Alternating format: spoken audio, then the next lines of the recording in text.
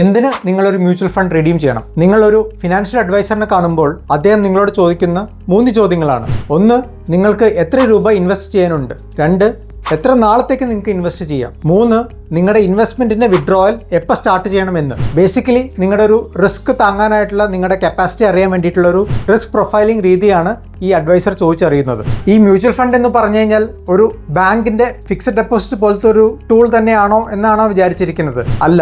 Mutual fund എന്ന് പറഞ്ഞാൽ ഒരു basket of Stokes, bonds, commodities ആണ് എന്നൊക്കെ നിങ്ങൾക്ക് അറിയാം അല്ലേ? പക്ഷേ അത് നിങ്ങളെ ഒരു പാർട്ട് ഓണർ ആക്കണു എന്ന് നിങ്ങൾക്ക് അറിയാമോ? റിലയൻസ് എന്ന് പറഞ്ഞ കമ്പനി നിങ്ങൾ കേട്ടിട്ടുണ്ട് അല്ലേ?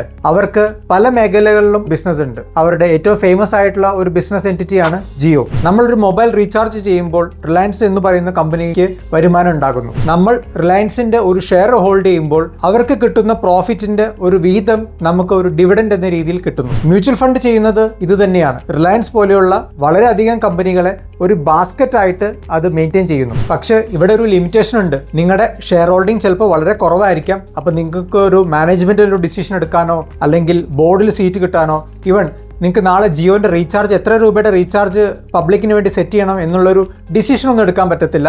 പക്ഷേ അവരുടെ ലേബറിന്റെ, അവരുടെ ഹാർഡ് വർക്കിന്റെ ഒരു ബെനിഫിറ്റ് നിങ്ങൾക്ക് കിട്ടും. ഇത് തന്നെയാണ് ഒരു മ്യൂച്വൽ ഫണ്ടും ചെയ്യുന്നത്. റിലയൻസ് പോലെയുള്ള വളരെയധികം കമ്പനികളുടെ സ്റ്റോക്കുകൾ ഒരു ബാസ്ക്കറ്റ് എന്ന രീതിയിൽ അവർ മെയിൻറ്റെയിൻ ചെയ്യുന്നു. നിങ്ങൾക്ക് സ്വന്തമായ ഒരു കമ്പനി ബിൽഡ് ചെയ്ത് ആ ലെവലിൽ സ്കെയിൽ ചെയ്യാൻ പറ്റുന്നില്ലെങ്കിൽ മ്യൂച്വൽ ഫണ്ട് നിങ്ങളെ നല്ലൊരു രീതിയിലുള്ളൊരു ബിസിനസ് ഓണറാക്കി മാറ്റാനായിട്ടുള്ള പ്രോബബിലിറ്റി ഉണ്ട്. നിങ്ങൾ ഇപ്പോൾ മ്യൂച്വൽ ഫണ്ടിൽ ഇൻവെസ്റ്റ് ചെയ്ത് തുടങ്ങുകയാണെങ്കിൽ 10-15 വർഷം കഴിയുമ്പോൾ നിങ്ങളുടെ കയ്യിലുള്ള മ്യൂച്വൽ ഫണ്ടിന്റെ ഹോൾഡിംഗ് വളരെയധികം സൈസബിൾ ആയിട്ട് മാറിയിട്ടുണ്ടാവും. അപ്പോൾ നിങ്ങൾ ഹോൾഡ് ചെയ്യുന്ന പല കമ്പനികളുടെയും ഓഹരി വളരെ ഹൈ വാല്യൂവിൽ നിൽക്കുന്നുണ്ടാവും. നിങ്ങൾ ഒന്ന് ആലോചിച്ച് നോക്കൂ, എന്തിനാണ് അപ്പോൾ നിങ്ങൾ റിഡീം ചെയ്യാൻ താല്പര്യപ്പെടുന്നത്? എൻ്റെ അഭിപ്രായത്തിൽ ഒരു മ്യൂച്വൽ ഫണ്ട് റിഡീം ചെയ്യണമെങ്കിൽ നിങ്ങൾക്ക് 2 ക്ലോസസ് ആണ് വരാൻ ചാൻസ് ഉള്ളത്. ഫസ്റ്റ്, നിങ്ങൾക്ക് ഒരു ബിസിനസ് സ്റ്റാർട്ട് ചെയ്യണം. ആ ബിസിനസ്സിൽ നിന്ന് നിങ്ങൾക്ക് കിട്ടുന്ന റിട്ടേൺസ് ഒരു മ്യൂച്വൽ ഫണ്ട് തരുന്നേക്കാളും കൂടുതലാണെങ്കിൽ ധൈര്യമായിട്ട് നിങ്ങൾ റിഡീം ചെയ്യുക. രണ്ടാമത്തെ ഓപ്ഷൻ, നിങ്ങൾക്കൊരു റിട്ടയർമെൻ്റ് ആയിട്ട് നിങ്ങൾക്ക് പൈസ വേണമെങ്കിൽ അല്ലെങ്കിൽ നിങ്ങൾക്ക് വേറെ ആർക്കെങ്കിലും പൈസ ഗിഫ്റ്റ് ചെയ്യണമെങ്കിൽ